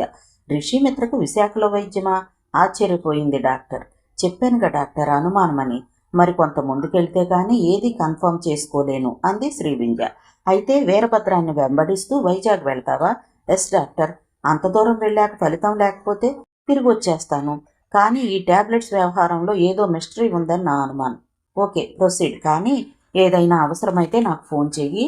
ఆ రూమ్లోంచి బయటకు వచ్చింది శ్రీవింజ. డాక్టర్కి థ్యాంక్స్ చెప్పి. Secunderabad railway station. వీరభద్రం S4లో ఉన్నాడు. మీరు వైజాగ్లో ఎక్కడుంటారు? అడిగింది సుగుణ. హోటల్లో అంది శ్రీవింజ. నా వుడ్బి మహారాణిపేటలో ఉంటారు. అడ్రస్సు ఫోన్ నంబర్ ఇస్తాను. మీకు అక్కడ మంచి కంపెనీ ఇస్తారు. అతన్ని కలవటానికి మీకేం అభ్యంతరం ఉండదుగా? అభ్యంతరం నాకు కాదు, నీకుండాలి నవ్వుతూ అంది శ్రీవింజ. ఏం పర్వాలేదు, అతను very nice man. He loves me very much. కలవండి అంటూ పేపర్ మీద అతని అడ్రస్ ఫోన్ నంబర్ రాసిచ్చింది సుగుణ. పేరు భీమరాజా? భీముడిలా ఉంటాడా? నవ్వుతూ అడిగింది శ్రీవింజ. పేరు భయంకరంగా ఉంటుంది, మనిషి మాత్రం మామూలే. కలవండి, అతని కంపెనీ మీకు నచ్చుతుంది. సుగుణతో మాట్లాడుతున్న శ్రీవింజ చూపులన్నీ S4 కంపార్ట్మెంట్ మీదే ఉన్నాయి. వీరభద్రం తన సీట్లో కూర్చున్నాడు. అతని పక్కన సూట్ కేసు ఉంది. 10 నిమిషాల తర్వాత గోదావరి ఎక్స్ప్రెస్ బయలుదేరింది. మర్నాడు ఉదయం సరిగ్గా 7:40 విశాఖపట్నం రైల్వే స్టేషన్లో గోదావరి ఎక్స్ప్రెస్ ఆగింది. వీరభద్రం చేతిలో సూట్ కేసుతో స్టేషన్ బయటకు వెళ్ళి ఆటో ఎక్కాడు. ఆ వెనకే ఆటో ఎక్కింది శ్రీవింజ. నేరుగా ఆ ఆటో మేఘాలయ హోటల్ ముందు ఆగింది. హోటల్లోకి నడిచాడు వీరభద్రం. అదే హోటల్లో తాను కూడా రూమ్ తీసుకుంది శ్రీవింజ. అరగంట గడిచాక తన రూమ్లోంచి బయటకొచ్చి రిసెప్షన్లో నుంచి సుగుణ వుడ్బి భీమరాజుకు ఫోన్ చేసింది శ్రీవింజ. మీ గురించి ఇప్పుడే సుగుణ కూడా ఫోన్ చేసింది, 10 నిమిషాల్లో వస్తున్నాను చెప్పాడు భీమరాజు ఫోన్కి ఆ వైపు నుంచి. అదే సమయంలో వీరభద్రం ఫస్ట్ ఫ్లోర్లోంచి సూట్ కేసుతో కిందికి దిగుతూ రిసెప్షన్ దగ్గర నిలబడిన శ్రీవింజని అలవోకగా చూశాడు. నిన్న తనకు హాస్పిటల్లో కనిపించిన అమ్మాయిలా ఉందే అనుకుని అంతలోనే ఆ అమ్మాయి ఇక్కడికి ఎందుకు వస్తుంది అని అనుకుని బయటికెళ్ళి ఆటో ఎక్కాడు. వెంటనే ఆటో ముందుకెళ్ళింది. ఇంకో ఆటోలో ఆ ఆటోని ఫాలో అయింది శ్రీవింజ. సరిగ్గా 20 నిమిషాల తర్వాత బయట వెయిట్ చేయసాగింది శ్రీవింజ. సరిగ్గా అరగంట తర్వాత వీరభద్రం బయటకొచ్చి మళ్ళీ ఆటో ఎక్కాడు. ఆటో ఎక్కుతూ వీరభద్రం అకస్మాత్తుగా రోడ్డు పక్కనున్న డిపార్ట్మెంట్ స్టోర్ వైపు చూశాడు. అక్కడ నిల్చొని ఉంది శ్రీవింజ. ఈ అమ్మాయి ఇక్కడ కూడా కనిపించిందేమిటి? వీరభద్రంలో మొదటిసారిగా చిన్న అనుమానం తలెత్తింది. వీరభద్రం ఆటో అక్కడి నుంచి వెళ్ళిపోయాక ఆ పోష్ బంగ్లా గేటు దగ్గరికి వెళ్ళింది శ్రీవింజ. నేమ్ ప్లేట్ చూసింది. నేమ్ ప్లేట్ మీద doctor Sundaresh, Sushruta nursing home అని ఉంది. చలాకీగా బలిష్టంగా ఉన్నాడు భీమరాజు. కొంచెం పొట్టిగా ఉంటాడు అతను. కలిసిన 10 నిమిషాల్లోనే చాలా జోక్స్ చెప్పి శ్రీవింజన్ నవ్వించాడు. మీరేం చెప్తే అలా ఎదురు ప్రశ్న వేయకుండా మీకు కోఆపరేట్ చేయమని మా సుగును చెప్పింది. So I am at your service sofa మీద కూర్చుంటూ అన్నాడు భీమరాజు. మీరేదో డిటెక్షన్ పని మీద వచ్చారట కదా, నాకు కూడా అలాంటి పనులంటే చాలా ఇష్టం, చెప్పండి మళ్ళీ అన్నాడు అతను. ఓ పక్క మాట్లాడుతూనే రెండో పక్క వీరభద్రం సుందరేష్ల గురించి ఆలోచిస్తోంది శ్రీవింజ. వీరభద్రం వెంటనే హైదరాబాద్ వెళ్ళిపోకుండా ఆ విషయం మీద ఆలోచిస్తోంది శ్రీవింజ. వీరభద్రాన్ని తను అటకాయిస్తే ప్రారంభంలోనే డొంకంతా కదిలే అవకాశం ఉంది కాబట్టి లోగుట్టు తెలియాలంటే సుందరేష్ను పట్టుకోవాలనిపించింది శ్రీవింజకి. సీతమ్మదారిలో డాక్టర్ సుందరేష్ అని ఏదో చెప్పబోయింది శ్రీవింజ. ఆగండి, డాక్టర్ సుందరేష్ అతను ఎందుకండి బాబు? డాక్టర్లలో స్మగ్లర్ అతను, పొలిటీషియన్, అండర్ వరల్డ్ కింగ్. మీరు అతని కోసమే ఇక్కడికి వచ్చారా అడిగాడు భీమరాజు. అవును, అతన్ని కలిస్తేనే నాకు కావలసిన వివరాలు దొరుకుతాయి. అసలు మీకు ఎవరు కావాలి? ఎందుకోసం మీరు ఇక్కడికి వచ్చారు? అభ్యంతరం లేకపోతేనే చెప్పండి చెప్పింది శ్రీవింజ. భలే ఉంది స్టోరీ, గాల్లో బాణం వేస్తున్నారన్నమాట. మరి ఇప్పుడు డైరెక్ట్గా డాక్టర్ సుందరేష్ను కలిసి రిషిమిత్ర గురించి అడిగారనుకోండి, పులినోట్లో తలపెట్టినట్లే కదా. వాడు మిమ్మల్ని బతకనిస్తాడా? ముందు ఆ రిషిమిత్ర డాక్టర్ సుందరేష్ కస్టడీలో ఉన్నాడా లేదా అనే విషయం తెలుసుకోవాలి, అంతేనా? అంతే. అయితే చిన్న ప్లాన్, పదండి. టెలిఫోన్ వైపు నడిచి రిసీవర్ అందుకుని డాక్టర్ సుందరేష్ రెసిడెన్సీకి ఫోన్ చేశాడు భీమరాజు. వెంటనే రింగ్ అయింది. ఎవరో అందుకున్నారు. డాక్టర్ గారు ఉన్నారా? మీరెవరు? భీమరాజును. సారీ, వీరభద్రాన్ని అంతలోనే సర్దుకుని కంగారుగా చెప్పాడు భీమరాజు. 1 మినిట్ అంటూ పిఏ ఫోన్ని డాక్టర్ సుందరేష్కి ఇచ్చింది. ఎస్ సుందరేష్ హియర్ గంభీరంగా వినిపించింది కంఠం. సార్, నేను వీరభద్రాన్ని. ఇప్పుడు ఎందుకు ఫోన్ చేశావు? 7 గంటలకు జగదాంబ జంక్షన్ దగ్గర ఉండమన్నాను కదా. అది కాదు సార్, హైదరాబాద్ నుంచి ఇప్పుడే ఫోన్ వచ్చింది. అక్కడి నుంచి ప్రత్యేకంగా ట్రైనింగ్ చేసిన ఒక లేడీ నర్సుని పంపుతున్నారట. ఆవిడ అరగంటలో ఫ్లైట్లో ఇక్కడికి వస్తుంది. ఆవిడని మీకు అప్పగించేస్తే నా బాధ్యత తీరిపోతుంది. గాలిలోకి చిన్న బాణం వదిలాడు భీమరాజు. లేడీ నర్సుని పంపుతున్నారు. డెసిషన్ మార్చుకున్నారా? మిగతా వివరాలు నాకేం తెలియదు సార్. ఫోన్ చేసి ఆ విషయం మీకు చెప్పమన్నారు. భీమరాజు నెర్వస్నెస్ని బలవంతాన కంట్రోల్ చేసుకుంటూ అన్నాడు. ఒక అరగంటలో, అంటే 5 గంటలకు అన్నమాట. అయితే ఓ పని చేయి, అన్ని గెస్ట్ హౌస్కి తీసుకురా. గెస్ట్ హౌస్ ఎక్కడ సార్ అడిగాడు భీమరాజు. చాలాసార్లు వచ్చావుగా. మర్చిపోయాను, రూట్ కొత్త కదా. బీచ్ రోడ్, యోగాశ్రమం దగ్గర, బ్లూ బిల్డింగ్ అసహనంగా చెప్పాడు డాక్టర్ సుందరేష్. ఓకే, గుర్తొచ్చింది సార్. సరిగ్గా 7 గంటలకు ఆవిడ్ని తీసుకొస్తాను సార్ అని చెప్పి ఫోన్ పెట్టేశాడు భీమరాజు. అప్పటికే అతని ముఖమంతా చెమట్లు పట్టేశాయి. గాల్లో బాణం వేయటం అంటే ఇదే, పెద్దగా నవ్వుతూ అన్నాడు అతను. సుందరేష్ తన గొంతుని గుర్తుపట్టనందుకు రిలాక్స్ ఫీల్ అవుతూ, గాల్లో బాణం కాదు, గాల్లో డబుల్ బ్యారల్ గన్ పేల్చారు, పెట్టపడింది. యు ఆర్ జీనియస్ అంది శ్రీవింజ ప్రశంసగా. ఇప్పుడు మిమ్మల్ని నేను స్పెషల్ నర్సుగా ఇంట్రడ్యూస్ చేస్తాను. అప్పుడు రంగస్థలంలోకి నేరుగా మీరు అడుగు పెడతారు అన్నాడు భీమరాజు గర్వంగా భుజాలు ఎగరేస్తూ. అది సరే, మీరు వీరభద్రం కాదుగా, ఎలా? అసలు వీరభద్రం మళ్ళీ డాక్టర్ సుందరేష్ని కలిస్తే? శ్రీవింజ సందేహాన్ని వ్యక్తం చేసింది. ముందు వీరభద్రం హైదరాబాద్ వెళ్తున్నాడో లేదో కనుక్కోవాలి అంటూ రిసెప్షన్కి ఫోన్ చేశాడు అతను. వీరభద్రం అన్న వ్యక్తి అరగంట క్రితమే రూమ్ వెకెట్ చేశారు సార్. ట్రావెల్ ఏజెన్సీ నుంచి హైదరాబాద్కి టికెట్ కూడా తెప్పించుకున్నారు. రిసెప్షనిస్ట్ చెప్పింది ఫోన్కి ఆ వైపు నుండి. గుడ్, వీరభద్రం ప్రాబ్లం లేదు. ఇప్పుడు మిమ్మల్ని అక్కడికి పంపించాలి, అనుమానం రాని రీతిలో. అది ఎలా అన్నదే ప్రశ్న అని గోడ గడియారం వైపు చూశాడు భీమరాజు. సరిగ్గా 5 గంటలైంది. ఇద్దరూ ఆలోచనల్లో పడిపోయారు. 10 నిమిషాల తర్వాత ప్లాన్ చెప్పాడు భీమరాజు. మీరు సరిగ్గా 7 గంటలకు యోగాశ్రమం దగ్గర బ్లూ బిల్డింగ్ దగ్గరకు వెళ్ళండి, మిగతాది నేను చూసుకుంటాను ఫోన్ ద్వారా అన్నాడు భీమరాజు ఎక్కడో ఆలోచిస్తూ. ఎదురయ్యే పరిణామాల గురించి ఆలోచిస్తోంది శ్రీవింధ్య.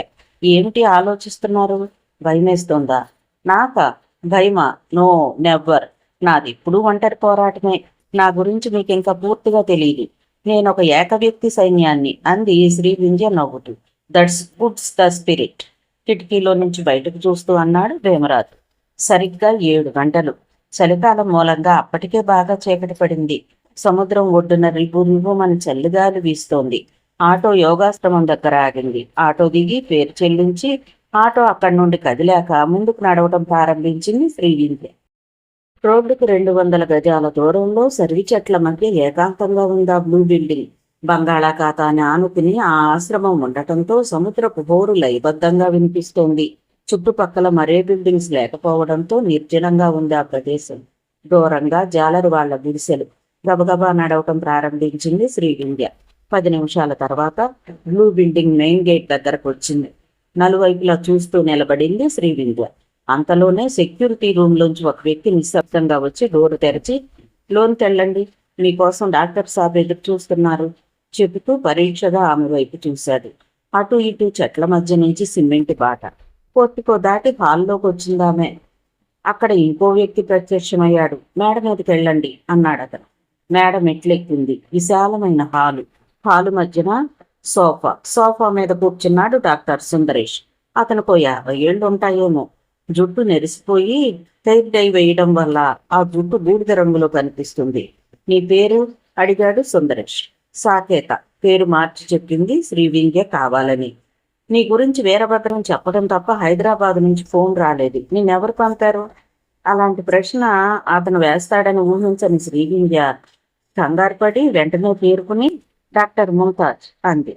ఇక్కడ ఆడవాళ్ళని ఎలవ్ చేయొద్దని రూల్ చెప్పింది వాళ్లే, అందుకు విరుద్ధంగా ప్రవర్తిస్తున్నది వాళ్లే, తనలో తాను అనుకున్నట్టుగా అన్నాడు అతను. ఆ మాటలు స్పష్టంగా వినిపించాయి శ్రీవింధ్యకు. అయినా శ్రీవింధ్య మౌనంగా ఉండిపోయింది. డాక్టర్ ముంతాజ్ ఏం చెప్పారు అడిగాడు సుందరేష్. వైజాగ్ వెళ్ళమన్నారు.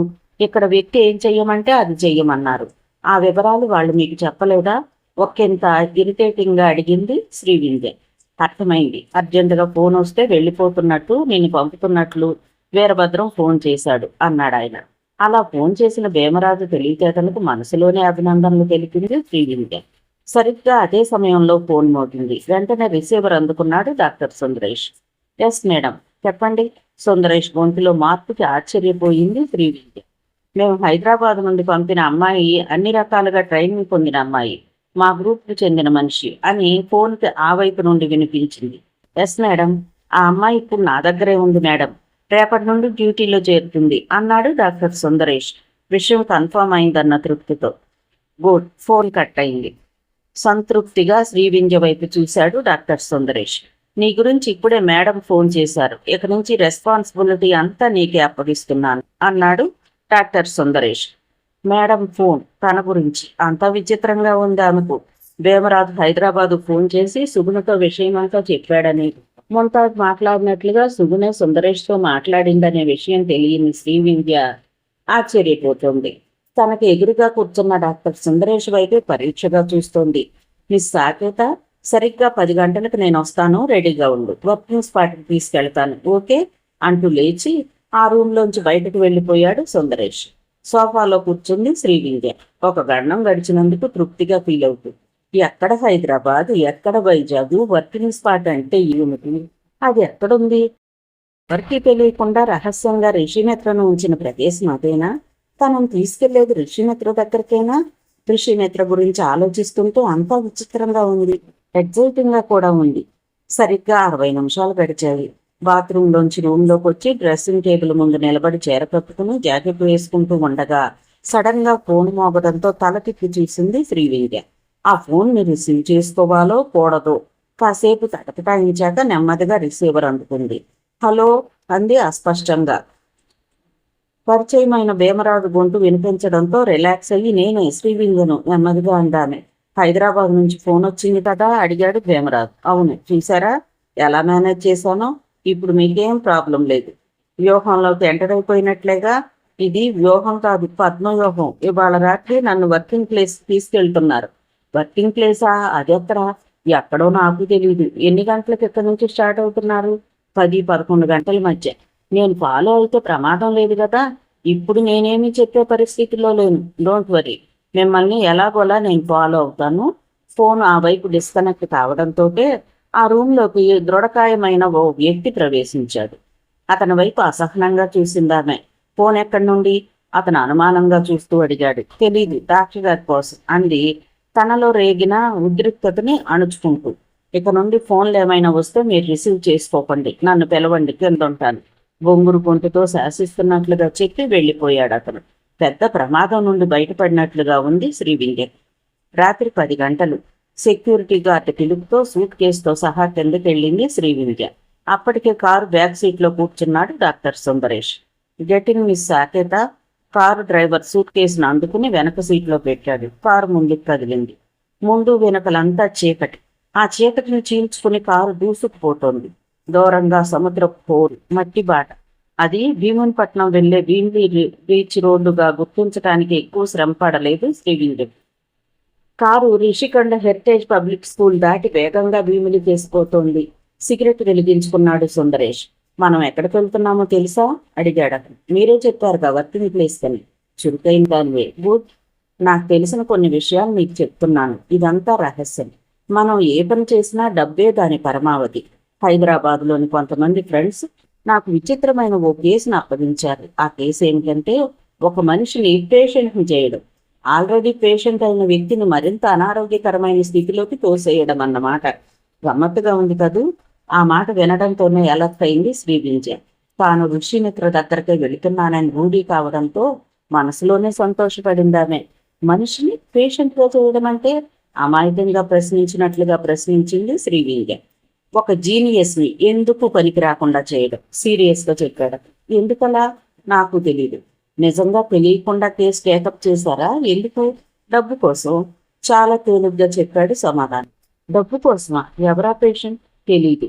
అతనెవరో తెలియకుండా ఆమె మాటలు పడ్డొచ్చాడు సుందరేష్. అవును, నేను డబ్బుని తప్ప మిగతా ఏ విషయాలను పట్టించుకోను. నేను మనిషిని పేషెంట్గా నిర్వీర్యం చెయ్యాలని చెప్పారు, ఒప్పుకున్నాను. నాకు పేషెంట్ వివరాలు అనవసరం. వాళ్ళు నాకు 1 నెల రోజులు టైం ఇచ్చారు. అవసరమైన మెడిసిన్స్ పంపుతున్నారు, వ్యక్తుల్ని పంపుతున్నారు. అన్ని ఖర్చులు వాళ్ళవే. ఈ 1 నెల రోజులు ఫీజు ఎంతో తెలుసా? 50 lakhs. ఒక మనిషిని పేషెంట్గా చేయడం అన్యాయం కదా అంది శ్రీవింధ్య లోపల రేగిపోతున్న కోపాన్ని అణుచుకుంటూ. విచిత్రంగా ఆమె ముఖంలోకి చూశాడు సుందరేష్. అతన్ని నిర్వీర్యం చేసే ప్రక్రియకు సూత్రధారి నేనైతే పాత్రధారివి నువ్వు. నువ్వు అలా మాట్లాడటం వింతగా ఉంది అన్నాడు అతను చిన్నగా నవ్వుతూ. ఒక నర్సుగా అడిగానంటే. సాధారణంగా రోగగ్రస్తుల్ని ఆరోగ్యవంతులుగా చేయటం మనం చూస్తూ ఉంటాం. ఇది దానికి రివర్స్లో ఉండేమిటా అనిపించింది. తనను తాను సర్దుకుంటూ అంది శ్రీవింధ్య. ఈ విషయంలో నీకు హైదరాబాద్లో ట్రైనింగ్ ఇచ్చారనుకుంటున్నాను. నేనన్నది డ్యూటీకి సంబంధించింది కాదు, మానవత్వం గురించా. అలాంటి వాటిని గురించి ఆలోచిస్తే మనం పైకి రాలేం, అగాధంలోనే ఉండిపోతాం. పేషెంట్ హైదరాబాద్ వాడు కనుక అతన్ని 24 గంటలు పర్యవేక్షిస్తూ అతన్ని నిర్వీర్యం చేసే మనిషి, నర్సు హైదరాబాద్ వ్యక్తి అయితే బాగుంటుందని నేనే సూచన చేశాను. కానీ నేను చెప్పింది మగ నర్సు గురించి, వాళ్ళు పంపింది ఆడ నర్సు. ఇదే నాకేమీ అర్థం కావడం లేదు. తిరిగి పాత సందేహాన్ని వ్యక్తం చేశాడు డాక్టర్ సుందరేష్. హైదరాబాద్ నుంచి నర్సుని పంపమని మీరు అడిగారా? అవును అన్నాడు సుందరేష్. మగ నర్సునే పంపమన్నారా? అవును. ఎందుకు? ఒక పేషెంట్గా మారబోయే అవతల వ్యక్తి మగవాడు, అందులోనూ వయసులో ఉన్నవాడు, అందమైన యువకుడు కాబట్టి. ఆడ నర్సు అతను ప్రేమలో పడితే అదే మీ భయం. అలాంటి ప్రమాదం ఏం లేదు, నన్ను నమ్మొచ్చు సీరియస్గా అంది శ్రీవింధ్య. కొద్ది క్షణాలు తిరిగి ఇద్దరి మధ్య మౌనం. కరెక్ట్ టైంలోనూ తాను వచ్చింది. కానీ హైదరాబాద్ నుంచి నిజమైన నర్సే వచ్చింటే తన బండారా బయటపడిపోతే శ్రీవింధ్య ఒంటి మీద చెమటలు పట్టాయి. వేమరాజు ఈసారి కలిసే పక్షంలో అర్జెంటుగా ఈ విషయంలో ముందు చర్యలు తీసుకుని హైదరాబాద్ నుంచి ఆ నర్సును రాకుండా చేయమని చెప్పాలని నిర్ణయించుకున్నదామె. కొన్ని గంటల సేపు నేషనల్ హైవే, ఆ తర్వాత మళ్ళీ మట్టి రోడ్డు, మొత్తం మీద 6 గంటల ప్రయాణం. శ్రీవింధ్యకి ఎప్పుడు నిద్ర పట్టిందో తెలియదు. మెలకువ వచ్చేసరికి కారు ఓ పల్లెటూరులోంచి వెళుతుంది. దూరంగా సముద్రం. ఆ పల్లెటూరుకు 5 కిలోమీటర్ల దూరంలో కొండల మధ్యన ఒంటికన్ను రాకాసి లాంటి బిల్డింగును చూసి ఆశ్చర్యపడింది శ్రీవింధ్య. మిగతా కథ తరువాతి భాగంలో చూద్దామండి. కథ విన్నందుకు ధన్యవాదాలు.